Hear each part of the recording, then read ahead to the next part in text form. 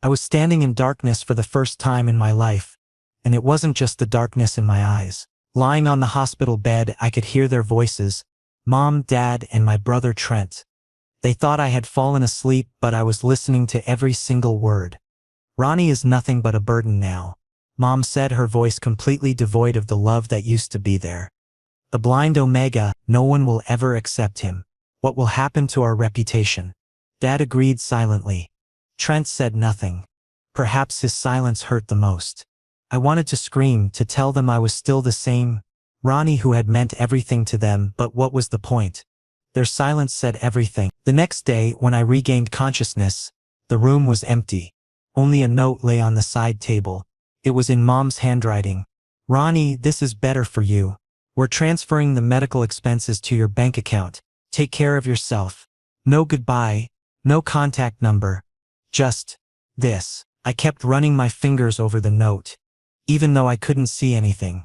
Tears didn't come because maybe when your heart breaks, tears run dry too. The pain was there, so much of it, but it was so deep that no sound escaped. The hospital discharged me because the payment had stopped. I stepped out onto the streets, a blind Omega thrown away by his own family like garbage. The first night I wandered near a bus stop, feeling my way with a white cane, people's footsteps, the sounds of vehicles, everything seemed terrifying. I reached a park bench and sat down.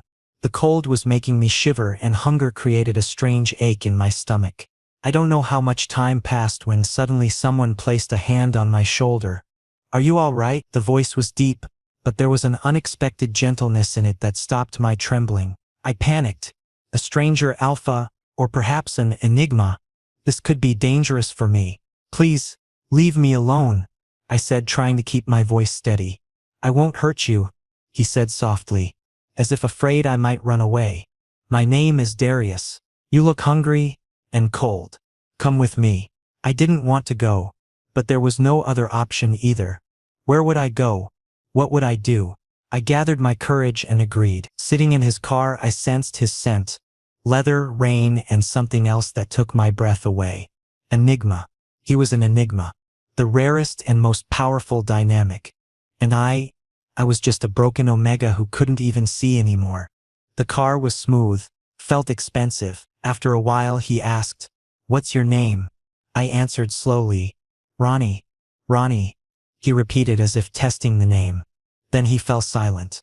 Until the journey ended, neither of us spoke, but one thing was certain.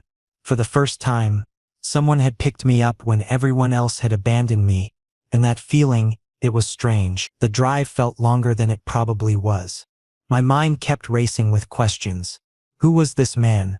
Why would an enigma help a broken Omega like me? People like him didn't just stop for strangers on park benches. The world had taught me that kindness always came with a price, and I had nothing left to give. My family had made sure of that when they stripped away my dignity along with their presence. When the car finally stopped, I heard the sound of an underground parking garage. The echo told me we were somewhere large, somewhere expensive. Darius got out first and I heard his footsteps circle around to my side.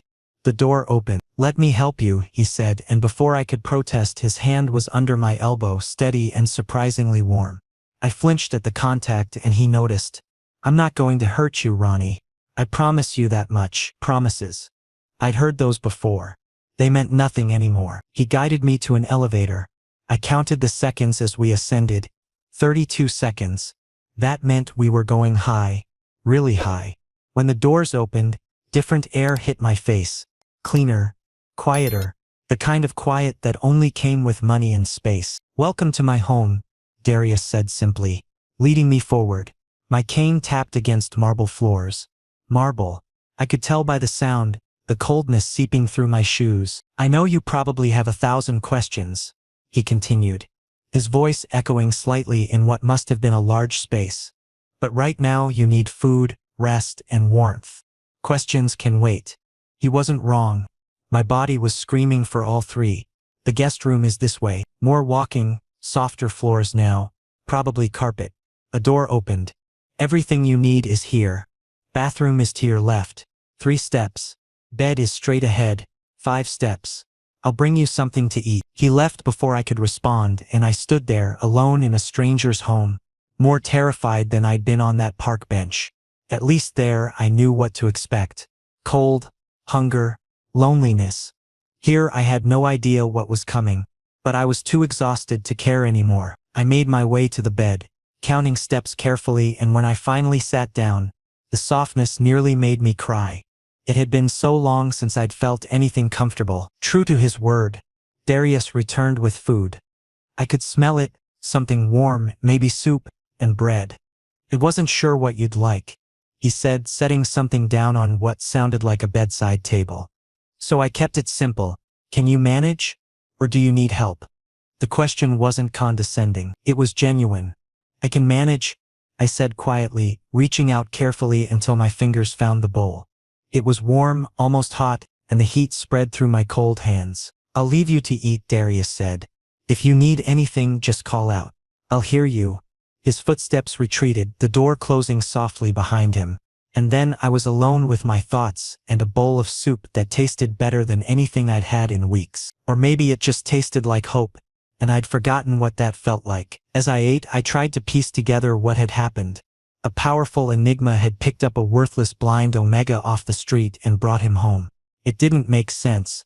People like Darius didn't do charity work, especially not for Omegas with nothing to offer. There had to be a reason, a catch, something I wasn't seeing, but my exhausted mind couldn't figure it out, and eventually I gave up trying. I finished eating and carefully set the bowl aside. Then I lay down on the bed, still fully clothed, and pulled the blankets over myself. They smelled clean, expensive, and underneath it all, there was a faint trace of Darius's scent, leather and rain. It should have made me uncomfortable, being surrounded by an Enigma's scent in his territory. But instead, it made me feel safe, and that terrified me more than anything else that had happened today. Darius's penthouse was so quiet I could hear my own breathing, but that silence wasn't frightening. It was peaceful. He had settled me into the guest room. Soft bed, warm blankets, and a plate of food that I probably hadn't had in weeks. I was eating when he spoke in his usual calm tone. "Your physiotherapy starts tomorrow. You'll learn to conquer the darkness, Ronnie." I was shocked. Why are you helping me?" He didn't answer for a few seconds. Then he simply said, "Because someone once helped me when I was alone." After that, he closed the door and left. He was strange, cold, distant, but still caring, like someone who was forcibly suppressing their emotions to avoid appearing weak. Over the next few weeks, my life began to change slowly. Darius took me to the physiotherapist every morning, then brought me back. The physiotherapist, Dr. Mills, was a kind woman who gave me mobility training, taught me to avoid obstacles, and showed me how to use my remaining senses more effectively. After each session, I was exhausted but felt good, like I was coming alive again. At night, Darius would always shut himself in his study. I knew when he passed by from his footsteps. His scent was always around me, protective, strong, but distant. One day, on the way back from a therapy session, I gathered courage in the car and asked, "Darius, why are you so quiet?" The car slowed down as if he was thinking whether to answer or not. Then he said, "Because some things need to be hidden, Ronnie. Otherwise, people use them against you." There was pain in his voice, old pain that perhaps had never healed. I wanted to say something, but he changed the topic. "Do you like pizza?" he suddenly asked. I was surprised. "Yes." "Why?" "Let's order pizza tonight," he said simply, and that small gesture made me smile. The first genuine smile I'd given in weeks. Slowly, I began to understand his routine. He woke up early, did heavy workouts. I could hear the sounds of weights, then spent the whole day busy with business calls. I could hear people's voices on the phone. Fear, respect, submission. He wasn't just a businessman, he was something else. Perhaps underworld connections. Mafia? I didn't know, but one thing was certain. Darius Castellano was the city's most dangerous enigma. And here I was, living with him in his penthouse, under his protection. Dr. Mills was patient with me in ways I didn't expect. She never treated me like I was broken or helpless. "You're not disabled, Ronnie," she told me during one session. "You're differently abled. Your brain is already compensating. We just need to train it properly." She taught me echolocation techniques, how to sense spaces through sound, how to read people through their breathing patterns and footsteps. It was fascinating and terrifying at the same time. During one session, she asked me about my family. I hadn't expected the question, and I froze. "They're gone," I said simply. She didn't push, just placed a gentle hand on my shoulder. "Family isn't always blood, Ronnie. Sometimes it's the people who choose to stay when they could easily walk away." Her words stuck with me for days. Was Darius that kind of person? Someone who chose to stay? Back at the penthouse, I started noticing small things about him. The way he always made sure there was fresh coffee in the morning, even though he drank tea. The way he'd rearranged furniture slightly so I wouldn't bump into sharp corners. The way his footsteps would pause outside my door sometimes, as if he wanted to check on me but decided against disturbing me. These tiny gestures spoke louder than words ever could. One night, I couldn't sleep. I left my room with the help of my cane and made it to the living room. That's when Darius came there too. "Ronnie?" he asked slowly. I felt a bit embarrassed. Couldn't sleep. He sat down on the couch next to me and said, "Me neither." We both sat in silence. This silence wasn't awkward. It was comfortable. Then he suddenly asked, "Why did your family abandon you, Ronnie?" My throat tightened. I answered softly, "Because I wasn't useful to them anymore." Blind Omega? Nobody wants that. It was a matter of reputation. He said nothing, but he placed his hand on mine. That touch, it was so simple but so powerful that my heart skipped a beat. "You're perfect in my eyes, Ronnie." His voice was slow, intense, and completely sincere. I held my breath. Someone had called me perfect for the first time after going blind. What was this? I was feeling. The moment stretched between us, heavy with unspoken words. I wanted to ask him what he meant, why he was being so kind, what he expected in return. But the words wouldn't come. Instead, I just sat there feeling the warmth of his hand on mine, trying to memorize the sensation in case it never happened again. "You should get some rest," Darius finally said, but he didn't move his hand. "Tomorrow's session with Dr. Mills will be challenging." She mentioned something about outdoor navigation training. I nodded, not trusting my voice. When I finally stood up to leave, he guided me back to my room, his hand hovering near my elbow without quite touching. "Good night, Ronnie," he said at my door. "Good night, Darius," I whispered back. The next morning brought new challenges. Dr. Mills took me outside for the first time since the accident. The world was overwhelming. Car horns, people talking, wind rustling leaves. Every sound crashed into me, like a wave. "Breathe," Dr. Mills instructed. "Filter the sounds. Focus on what matters." It took an hour before I could walk half a block without panicking. But I did it, and when Darius picked me up, I told him about it with more enthusiasm than I'd felt in months. "I'm proud of you," he said, and something in his voice made my chest tighten. Nobody had been proud of me in so long. My family had only ever been disappointed, especially toward the end. But Darius, he seemed to genuinely care about my progress. That night, he ordered pizza as promised, and we ate together in the living room. He described what was on TV, narrating scenes so I could follow along. It was such a simple thing, but it made me feel included, normal, human. "Darius," I said during a commercial break, "can I ask you something?" "Always," he replied. I hesitated, then pushed forward. "Do you live alone? I mean, before me, was it just you here?" There was a long pause. "Yes," he finally said. "Just me. It's safer that way." "Safer?" I questioned. "For everyone involved," he said cryptically, and I knew he wouldn't elaborate. Not yet. Maybe not ever. But I was starting to realize that Darius Castellano had as many secrets as he had scars, and I was only seeing the surface. I had started feeling something for Darius.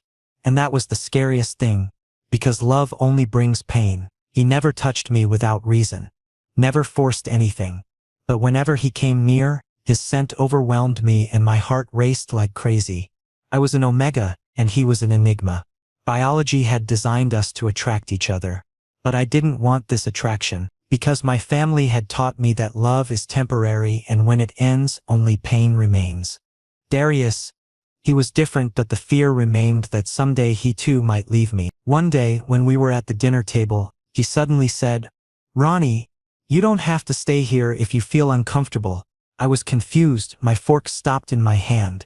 "What do you mean?" he sighed. "I mean, I know you're an Omega, and I'm an Enigma. It's complicated if you think I'm expecting something from you, or if my presence pressures you."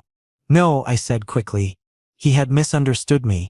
You've never made me feel uncomfortable, Darius." "Not at all." He went quiet. Then he said softly, "Okay, good." But there was something else in his voice. Perhaps relief? Or something I couldn't understand. Weeks passed, and for the first time in my life, I felt genuinely happy. I had learned to live in darkness. Started reading Braille. Dr. Mills had given me books. Darius also got me a guide dog. His name was Moose. He was a golden retriever, big and gentle. Moose became my true friend, always staying with me. But most of all, Darius became my peace. His voice, his footsteps, his scent, all of these became home for me. But there was fear, because if I became too attached to him and he also left me like everyone else did, then I would break. Permanently. A week later, Darius asked me to go to an event with him in his car. "It's a charity gala," he explained as we were driving. "My business partners will be there. You'll just stay with me. No pressure." I was nervous. Going in front of people, that too blind, seemed embarrassing to me. Would people look at me and think I was weak? Would they judge Darius for bringing me? But as if reading my thoughts, Darius held my hand and said, "I'm with you, Ronnie. You're not alone." His touch gave me courage, and we got out of the car. As soon as we entered the gala, I could hear people's soft whispers. "Who is he? He's blind. Why is he with Darius Castellano?" I felt awkward, gripping my white cane tightly, but Darius pulled me closer, placing his hand possessively on my lower back, and whispered so only I could hear, "Ignore them. You're my priority, Ronnie. Nothing else matters." My heart stopped. His words, so simple yet so meaningful, like he genuinely, truly cared about me, like I wasn't a burden to him. Throughout the gala, Darius kept introducing me to people. "This is Ronnie," he would say with such pride that I couldn't believe it. Someone asked, "Business partner?" And Darius clearly said, "No. He lives with me. He's important to me." People gave awkward nods, but Darius didn't care. On the way home, in the car, I finally gathered courage and said, "Why do you treat me so?" I couldn't complete my sentence. Darius slowed the car and said, "Because you deserve it, Ronnie. Respect, care, everything." And that night, for the first time, I felt that maybe I truly did deserve it. The gala had been overwhelming in more ways than one. Not because of the people or the whispers, but because of how Darius had stood by me. Every time someone looked at me with pity or curiosity, he'd shift closer, his presence a shield. When someone made a thoughtless comment about accommodating disabilities, Darius had responded with ice in his voice. "Ronnie doesn't need accommodation. The world needs to catch up to him." In the car, the silence was different than before. It was charged, heavy with things unsaid. "Did I embarrass you tonight?" I asked quietly, voicing the fear that had been gnawing at me. The car jerked slightly as if he'd pressed the brake too hard. "What?" His voice was sharp, almost angry. "Did you embarrass me? Ronnie, you were the most genuine person in that room full of snakes and liars. You could never embarrass me." I felt heat rise to my face. People were staring. "Let them stare," he said firmly. "They stare at me too. Comes with the territory. But you handled yourself with more grace than most of them have in their entire lives." I didn't know what to say to that. Nobody had ever defended me like this. My family had always been concerned about appearances, about what others thought. But Darius seemed to genuinely not care about anyone's opinion except mine. When we got home, he helped me out of the car as always. But this time his hand lingered on my arm. "Ronnie, I need to tell you something," he said, his voice serious. My heart started racing. Was this it? Was he going to tell me I needed to leave? "I know I've been distant sometimes. It's not because of you. It's because of who I am, what I do. My life is complicated, dangerous. And having you here, it makes you a target by association. Then why keep me here?" I asked. The question I'd been too afraid to voice until now. He was quiet for a long moment. Because sending you away would be worse than any danger. Because for the first time in years this place feels like a home instead of just a house. Because you make me want to be better than what I am. The confession hung in the air between us. I could hear his breathing, slightly faster than normal. Could hear my own heartbeat pounding in my ears. Darius. I started, but he interrupted. You don't have to say anything. I just needed you to know. No expectations. No pressure. Just the truth. We stood there in the parking garage, and I realized something. I'd been so focused on my fear of being abandoned that I hadn't considered that maybe Darius was afraid too. Afraid of letting someone in. Afraid of caring about someone in his dangerous world. Afraid of being vulnerable. I'm not afraid of your world, I said quietly. I'm afraid of losing this. Losing you. I heard his sharp intake of breath. You won't lose me, Ronnie. I owe you that. Promises are dangerous, I whispered, echoing the lesson my family had taught me. Then let me be dangerous, he replied. And there was something fierce in his voice. Let me be the one person who keeps their promises to you. That night, as I lay in bed, Moose curled up at my feet, I realized I was falling for Darius Castellano. Falling for an enigma who was probably involved in things I couldn't even imagine. Falling for someone who could break me worse than my family ever had. But maybe, just maybe, he could also put me back together. And that possibility was worth the risk. A few weeks later, the first day of my heat cycle became the most terrifying day of my life. Because for the first time I felt utterly vulnerable in front of Darius. I woke up that morning and instantly knew something was wrong. My body had a strange heat that felt different from a normal fever. My skin had become hypersensitive, and my scent had grown much stronger than usual. Panic set in as realization hit me. Heat. My first heat cycle was coming. I stumbled out of my room, Moose walking cautiously ahead of me, and I called out for Darius. Darius, I think something's happening. His footsteps immediately rushed toward me. He grabbed my arm and said, Ronnie, is it heat? Your scent? He stopped as if controlling himself. Get back to your room. Now. His voice was strict but deeply concerned. I went back into my room and shut the door, my hands shaking uncontrollably. But the heat was intensifying with every passing minute. My body ached, muscles felt like they were cramping, and worst of all, I needed someone's touch, someone's presence, specifically an alpha or enigma. Biology was forcing me into this. From outside, I heard Darius's voice. Ronnie, I'm calling the doctor. Hold on, please. But I could barely process his words. Heat waves were making my mind foggy. Thoughts weren't forming clearly. I curled up on the bed, pulling the blanket over myself. Then suddenly the door opened and Darius came in, moving carefully. Darius, don't come in, I said, my voice shaky. Your scent is making it worse. I couldn't finish because he had already approached. I can control myself, Ronnie.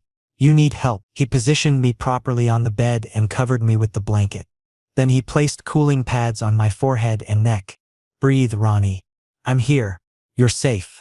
His voice was so calm that I felt a slight sense of relief. He sat on the floor near me, maintaining a careful distance so I wouldn't become overwhelmed. But his scent, leather and rain, it was intoxicating me, feeling even more intense because of the heat. I reached out and grabbed his wrist as if he were my lifeline. Darius, please. Stay with me. He froze completely. I knew what I was saying. During heat, omegas lose their logical thinking.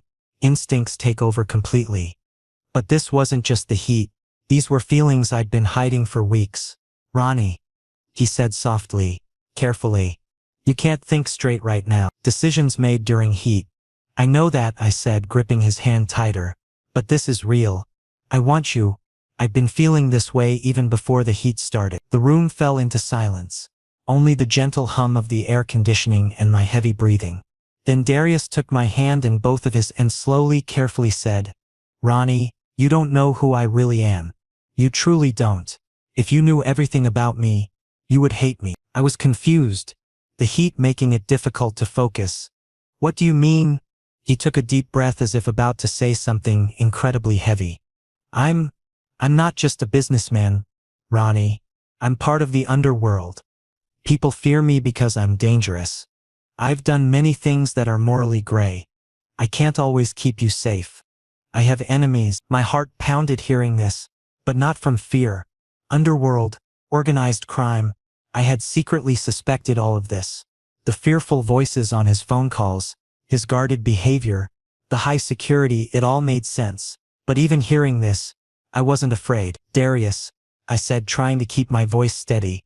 You picked me up when my own family threw me onto the streets. You gave me a home, food, respect, things my own blood refused to give me. If you're dangerous, you've never hurt me. So I don't care what you are. I care about how you treat me. He released my hand slowly and said nothing for several seconds. I thought he had accepted what I said, but then he stood up. I need to give you time to think. You're in heat, Ronnie. We'll talk about this later. He left the room. The door closed. I was left alone in heat, in pain, and completely heartbroken. Maybe I had said the wrong thing. Maybe he was only keeping me out of pity. With that thought, I buried my face in my pillows and cried, my body trembling from both the physical heat and emotional devastation. The hours that followed were torturous. Dr. Mills arrived eventually, a professional woman who handled everything with clinical efficiency. She checked my vitals, gave me suppressants to ease the worst symptoms, and advised rest. Heat cycles can be overwhelming, especially the first one, she said gently. But you'll get through this, Ronnie. Your body knows what to do. She left medication on the bedside table with instructions, then departed quietly. But the physical discomfort wasn't what tortured me most. It was Darius's absence. He had left me alone after I'd essentially confessed my feelings, and the rejection stung worse than any physical pain. Was I really just a charity case to him, someone he felt obligated to help but didn't actually want? The thoughts spiraled darker as the night progressed. Moose stayed by my bedside, his warm presence a small comfort. I ran my fingers through his fur, focusing on the texture, the rhythm of his breathing. At least you won't leave me, will you, boy? I whispered. He licked my hand in response, and despite everything, I smiled slightly. Around midnight, I heard footsteps outside my door. They paused and I held my breath. Was it Darius? Would he come in? But after a long moment, the footsteps retreated. That hurt more than if he hadn't come at all. He had stood there, considered checking on me, and decided against it. The message was clear. By morning, the worst of the heat had subsided thanks to the medication. I felt drained, exhausted both physically and emotionally. When I finally emerged from my room, the penthouse felt different, colder somehow. I made my way to the kitchen, Moose guiding me, and found breakfast already prepared and waiting. But Darius was nowhere to be found. A note sat beside the plate, and I ran my fingers over it, wishing desperately that I could read his handwriting, understand his thoughts. I'd have to wait for him to tell me what it said, if he ever spoke to me again. The uncertainty was agonizing.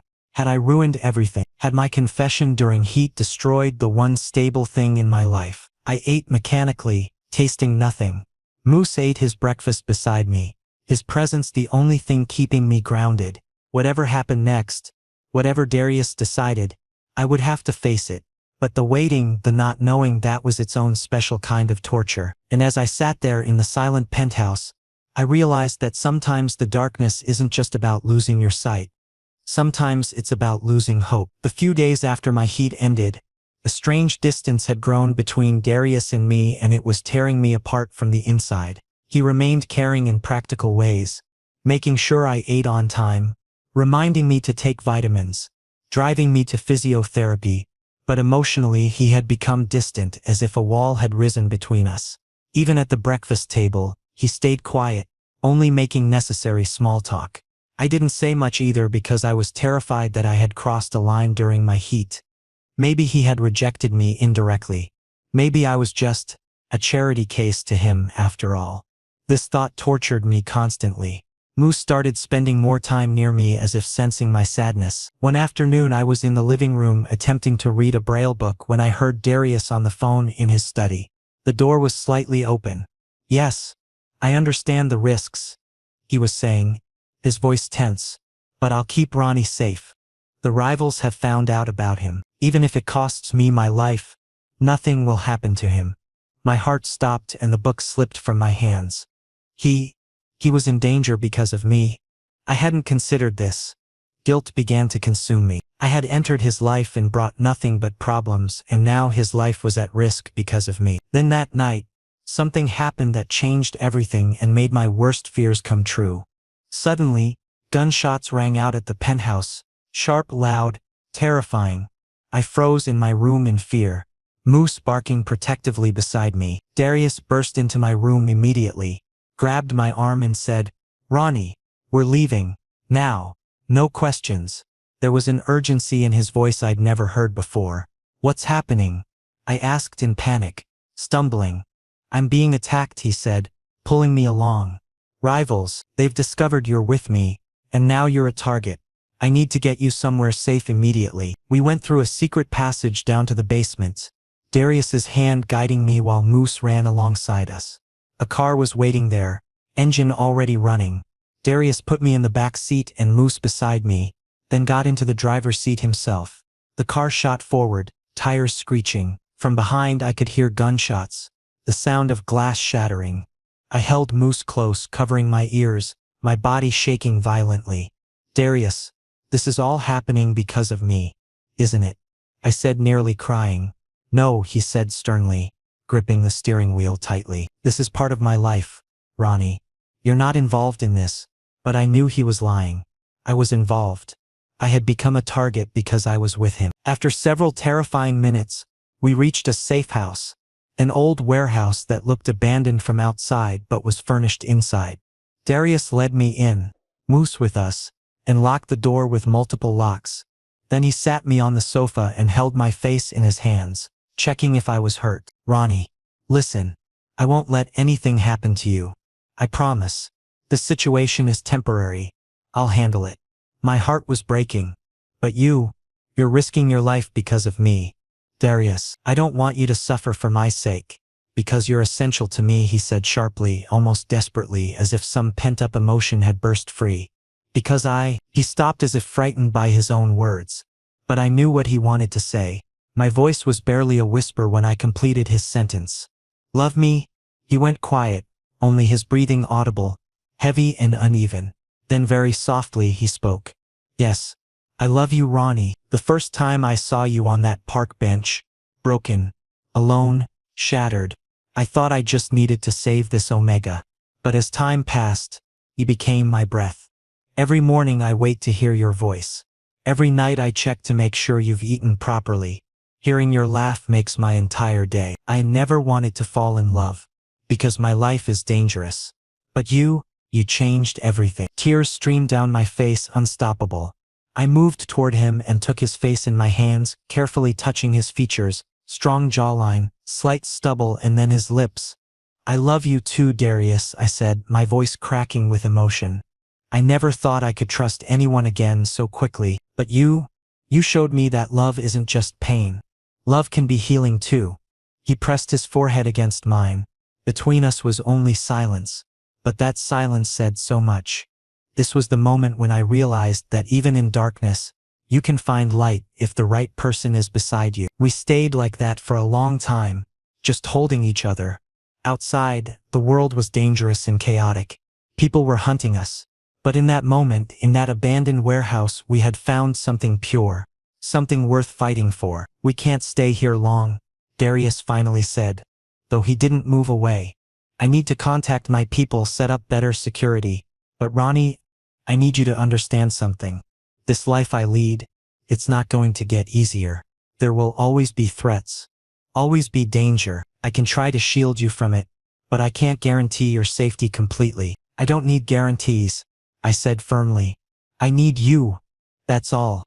He made a sound that was half laugh, half sob. "How did I get so lucky?" he murmured. "I've done terrible things, Ronnie, things that would horrify you if you knew the details. I've hurt people, destroyed lives, and yet somehow I found you, someone pure and good who looks at me like I'm worth something." "You are worth something," I insisted. "You're worth everything to me." I felt him shake his head.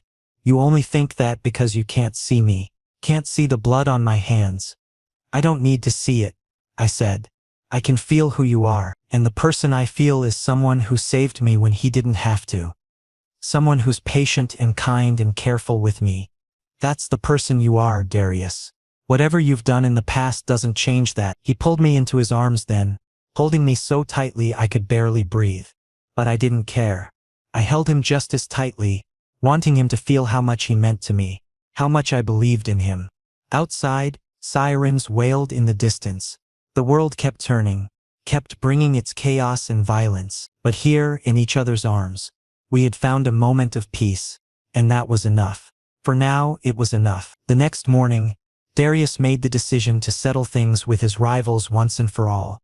But this time he wasn't going alone emotionally, because now he knew he had a reason to come back. He left me at the safe house with Moose and said, "I'll return by evening, Ronnie.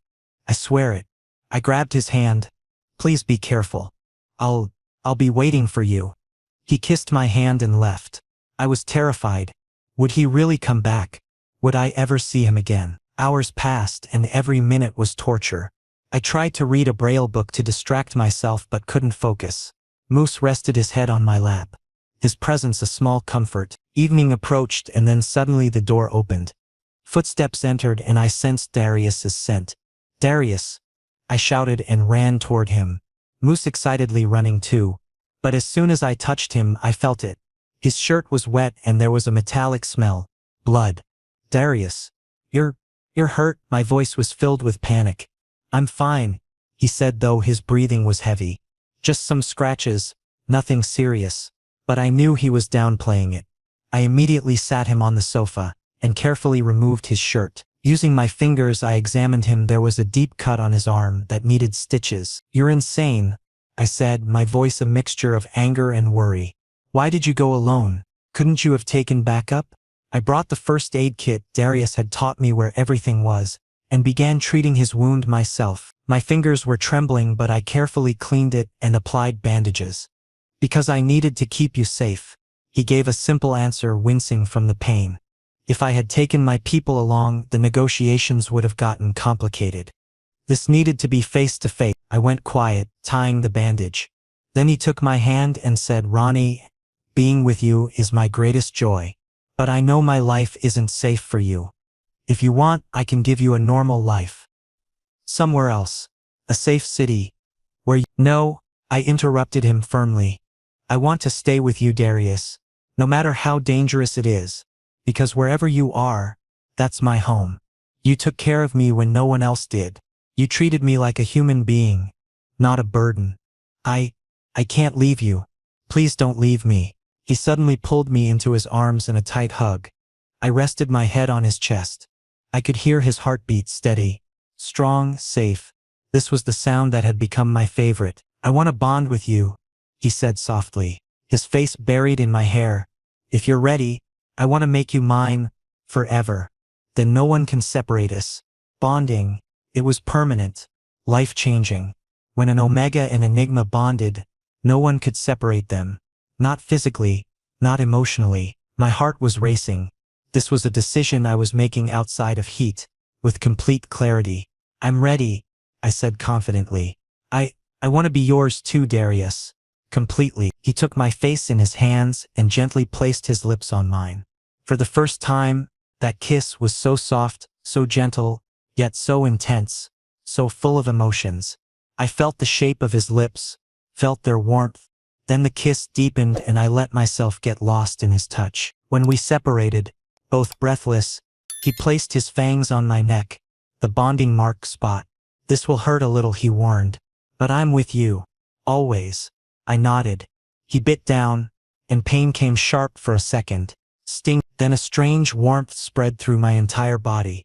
A tingling sensation as if something new was flowing through my veins. The bond was complete. We were now permanently connected. Body, soul, everything. The sensation was overwhelming. I could feel Darius in a way I never had before. Not just physically present, but connected to me on a deeper level. It was as if our souls had intertwined, creating something entirely new. "Can you feel it?" he whispered against my neck. "Yes," I breathed. "It's incredible." "That's us," he said. "That's our bond. You'll always be able to sense me now, know if I'm in danger, feel my emotions. And I'll feel yours." Several months later, Darius and I had moved into a small but comfortable apartment. He had made the decision to mostly retire from the underworld for me, for our future together. Now he ran primarily legitimate businesses, though he still maintained some connections for protection. And I had learned to live my life in a new way. I was still blind, but no longer weak, no longer hopeless. I worked as a freelance Braille transcriptionist online, spending my time productively, because I had Darius. I had Moose. I had a home. I had a family, one that I had built myself. One Sunday afternoon, the doorbell rang. I opened the door, Moose standing alert beside me, and I recognized the voice immediately. It was Mom. Ronnie? Her voice carried unmistakable guilt. We came to apologize to you, son. Dad and Trent were with her too. I recognized their footsteps. My throat tightened, but I didn't show emotion. Then Darius came up behind me protectively and placed his hand on my shoulder. What do you want here? He asked strictly coldly. Mom said, We were wrong to abandon Ronnie. But now you've discovered Ronnie is successful? Darius directly taunted. Or you found out that Ronnie is with me and I'm powerful? Which reason brings you here, guilt or greed? Trent tried to say something. Darius, please. But Darius raised his hand to stop him. It's Ronnie's choice. He'll decide. I'm just here to support him. He looked at me and I could feel his gaze. This wasn't a test. This was genuinely my decision. I took a deep breath, then spoke, calm but firm. Mom, Dad, Trent, I can forgive you because holding on to hatred would make me toxic. But you have no place in my home, in my life anymore. The day you left me in that hospital, from that day you became strangers to me. Now I have my own home, my own partner who truly loves me, and people who genuinely care about me. You can leave, and please, don't come back. Mom tried to say something, but I closed the door, gently but firmly. Darius and I returned to the living room. You did the right thing, he said, hugging me. I smiled, feeling genuinely relieved for the first time. Yes, because now I understand. Family isn't made by blood.